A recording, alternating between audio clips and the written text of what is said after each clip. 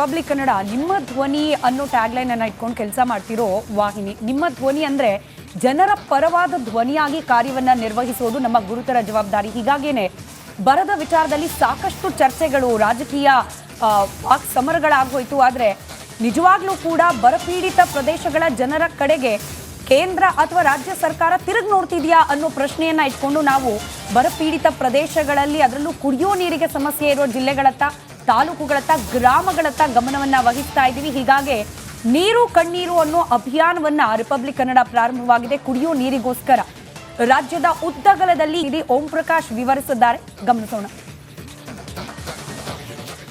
ದೀಪದ ಕೆಳಗೆ ಕತ್ಲು ಅನ್ನೋ ಹಾಗೆ ಕಲಬುರಗಿ ನಗರಕ್ಕೆ ಕುಡಿಯುವ ನೀರು ಸರಬರಾಜು ಮಾಡುವಂಥ ಘಟಕದ ಕೆಳಗಿರುವಂಥ ಏನು ಸಾಕಷ್ಟು ಜನ ನಿವಾಸಿಗಳಿಗೆ ಇವತ್ತಿಗೂ ಕೂಡ ಕುಡಿಯುವ ನೀರಿನ ಸಮಸ್ಯೆ ಎದುರಾಗಿರುವಂಥದ್ದು. ಕಲಬುರಗಿಯ ಏನು ಡಬ್ರಾಬಾದ್ ಕಾಲೋನಿಯಲ್ಲಿರುವಂಥ ಸಾಕಷ್ಟು ಜನ ನಿವಾಸಿಗಳಿಗೆ ಸರಿಯಾಗಿ ಕುಡಿಯೋ ನೀರು ಸಿಗ್ತಾ ಇಲ್ಲ ಅನ್ನುವಂಥ ಒಂದು ಆಕ್ರೋಶ ಇಲ್ಲಿನ ಜನರು ಹೊರ ಆಗ್ತಾ ಇರುವಂಥದ್ದು. ಡಬ್ರಾಬಾದ್ನ ಏನು ಪಕ್ಕದಲ್ಲೇ ಕಲಬುರಗಿ, ಎಂಟೈರ್ ಕಲಬುರಗಿ ನಗರಕ್ಕೆ ನೀರನ್ನು ಸರಬರಾಜು ಮಾಡುವಂಥ ನೀರಿನ ಘಟಕ ಇರುವಂಥದ್ದು. ಆದರೆ ಅದರ ಕೆಳಗಡೆ ಇರುವಂಥ ಸುಮಾರು 750ಕ್ಕೂ ಅಧಿಕ ಮನೆಗಳೇನಿದೆ, ಈ ಮನೆಗಳಿಗೆ ಕುಡಿಯೋ ನೀರು ಸರಬರಾಜು ಆಗ್ತಾ ಇಲ್ಲ. ಇವರೆಲ್ಲರೂ ಕೂಡ ಇಲ್ಲಿಂದ ಆ ಗುಡ್ಡದ ಮೇಲೆ ಹೋಗಿ ಪ್ರತಿನಿತ್ಯ ನೀರನ್ನು ತೆಗೆದುಕೊಂಡು ಬರಬೇಕು. ಸಾಕಷ್ಟು ಜನ ಇವತ್ತು ನೀರು ತರೋದಕ್ಕೆ ಹೋಗಿ ಬಿದ್ದು ಕೈಕಾಲು ಮುರ್ಕೊಂಡಿರುವಂಥ ಪ್ರಸಂಗಗಳು ಕೂಡ ನಡೆದಿರುವಂಥದ್ದು. ಹಾಗಾಗಿ ಏನು ಇಲ್ಲಿನ ಜನರು ಆಕ್ರೋಶ ಹೊರಹಾಗ್ತಾ ಇರುವಂಥದ್ದು. ಅದರಲ್ಲೂ ಕೂಡ ಇನ್ನೂ ಬೇಸಿಗೆನೇ ಆರಂಭ ಆಗಿಲ್ಲ, ಈಗಾಗಲೇ ಕುಡಿಯುವ ನೀರಿನ ಸಮಸ್ಯೆ ಉದ್ಭವ ಆಗಿರುವಂಥದ್ದು. ಅದರಲ್ಲೂ ಕೂಡ ಬೇಸಿಗೆ ಆರಂಭವಾದರೆ ಮತ್ತಷ್ಟು ಹನಿ ಹನಿ ನೀರಿಗೂ ಇಲ್ಲಿನ ಜನರು ಪರದಾಡುವಂಥ ಒಂದು ಪರಿಸ್ಥಿತಿ ನಿರ್ಮಾಣ ಆಗಿರುವಂಥದ್ದು. ಈಗಾಗಲೇ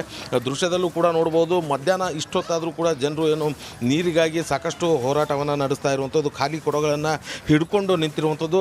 ಈ ಒಂದು ಬಡಾವಣೆಯಲ್ಲಿ ಹೆಸರಿಗೆ ಮಾತ್ರ ನಳಗಳಿರುವಂಥದ್ದು, ಆದರೆ ಆ ನಳದಲ್ಲಿ ಯಾವುದೇ ರೀತಿಯಾಗಿ ಒಂದೇ ಒಂದು ಹನಿ ನೀರು ಕೂಡ ಬಂದಿಲ್ಲ. ಸೊ ಹಾಗಾಗಿ ಇಲ್ಲಿನ ಜನರು ನೀರನ್ನು ಕಲ್ಪಿಸಬೇಕು ಅನ್ನುವಂಥದ್ದು ಸಾಕಷ್ಟು ವರ್ಷಗಳ ಬೇಡಿಕೆ ಕೂಡ ಆಗಿರುವಂಥದ್ದು.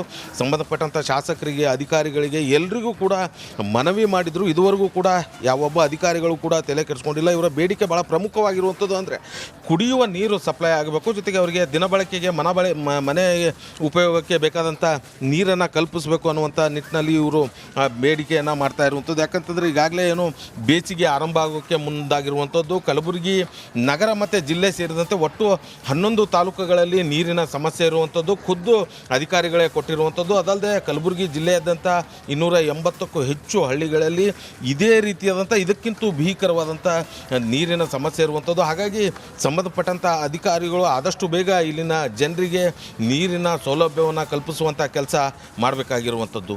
ಕ್ಯಾಮ್ರಾ ಪರ್ಸನ್ ವಿಜಯ್ ಕುಮಾರ್ ಜೊತೆ ಓಂ ಪ್ರಕಾಶ್ ಮನ್ನೋರ್, ರಿಪಬ್ಲಿಕ್ ಕನ್ನಡ, ಕಲಬುರಗಿ.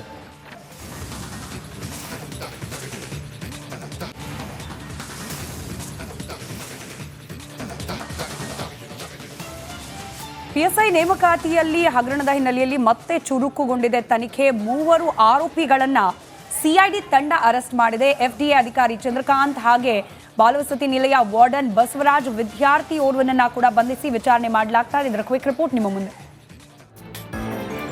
ಹಗರಣದಲ್ಲಿ ಸಾಕಷ್ಟು ಜನರು ಈಗಾಗಲೇ ಬಂಧನ ಆಗಿರುವಂಥದ್ದು. ಅಂದರೆ ದೊಡ್ಡ ದೊಡ್ಡ IPS ಅಧಿಕಾರಿಗಳೇ ಈ ಒಂದು ಕೇಸ್ನಲ್ಲಿ ಸಿಗಾಕೊಂಡಿದ್ರು. ಈಗ ಮತ್ತೆ 3ರನ್ನ CID ಅಧಿಕಾರಿಗಳು ಈಗಾಗಲೇ ವಶಕ್ಕೆ ಪಡ್ಕೊಂಡಿರುವಂಥದ್ದು. ಅಂದರೆ ಕಲಬುರಗಿಯಲ್ಲಿ ದಾಖಲಾದಂಥ ಪ್ರಕರಣ, ಆನಂತರ ದೊಡ್ಡ ಮಟ್ಟದ ಒಂದು ಪ್ರಕರಣ ಆಗಿದ್ರಿಂದ ಅದು CIDಗೆ ವರ್ಗಾವಣೆ ಆಗುತ್ತೆ. ಈಗಾಗಲೇ 1 ವರ್ಷದಿಂದನೂ ಕೂಡ ನಿರಂತರವಾಗಿ CID ಅಧಿಕಾರಿಗಳು ಈ ಒಂದು ಪ್ರಕರಣದಲ್ಲಿ ಸಾಕಷ್ಟು ಜನರನ್ನ ಬಂಧನ ಮಾಡ್ಕೊಂಡು ಬಂದಿದ್ದಾರೆ. ಇವತ್ತು ಕೂಡ ಅಂದರೆ ನಿನ್ನೆನೂ ಕೂಡ ಈಗಾಗಲೇ ಒಬ್ಬ ಏನು FDA ಅಧಿಕಾರಿ ಆಗಿರ್ಬೋದು, ಜೊತೆಗೆ ಒಬ್ಬ ವಿದ್ಯಾರ್ಥಿ ಮತ್ತು ಹಾಸ್ಟೆಲ್ ವಾರ್ಡನ್ ಏನಿದ್ದಾನೆ ಅವರನ್ನು ಈಗಾಗಲೇ ಒಂದು ವಶಕ್ಕೆ ಪಡ್ಕೊಂಡು ಈಗಾಗಲೇ ವಿಚಾರಣೆಯನ್ನು ಮಾಡ್ತಿರುವಂಥದ್ದು. ಇವರೆಲ್ಲರೂ ಕೂಡ ಒಂದು ರೀತಿ ಎಕ್ಸಾಮ್ ಬರೆಯುವಂಥ ವಿದ್ಯಾರ್ಥಿಗಳಿಗೆ, ಅಂದರೆ PSI ಎಕ್ಸಾಮ್ ಬರೆಯುವಂಥವರಿಗೂ ಕೂಡ ಬ್ಲೂಟೂತ್ನಿಂದ ಆನ್ಸರ್ನ ಹೇಳ್ತಾ ಇದ್ರು ಅನ್ನೋ ಒಂದು ಮಾಹಿತಿ ಕೂಡ ಈಗಾಗಲೇ ಸಿಕ್ಕಿರುವಂಥದ್ದು. ಅಂದರೆ ದಿನೇ ದಿನೇ ಇನ್ನೂ ಕೂಡ ಮುಂದೆ ಸಾಕಷ್ಟು ಜನರು ಕೂಡ ಈ ಒಂದು ಕೇಸ್ನಲ್ಲಿ ಬಂಧನ ಆಗುವಂಥ ಎಲ್ಲ ಸಾಧ್ಯತೆಗಳು ಕೂಡ ಇರುವಂಥದ್ದು. ಕ್ಯಾಮ್ರಾ ಪರ್ಸನ್ ರಾಘವೇಂದ್ರ ಜೊತೆ ಅಜಯ್, ರಿಪಬ್ಲಿಕ್ ಕನ್ನಡ, ಬೆಂಗಳೂರು.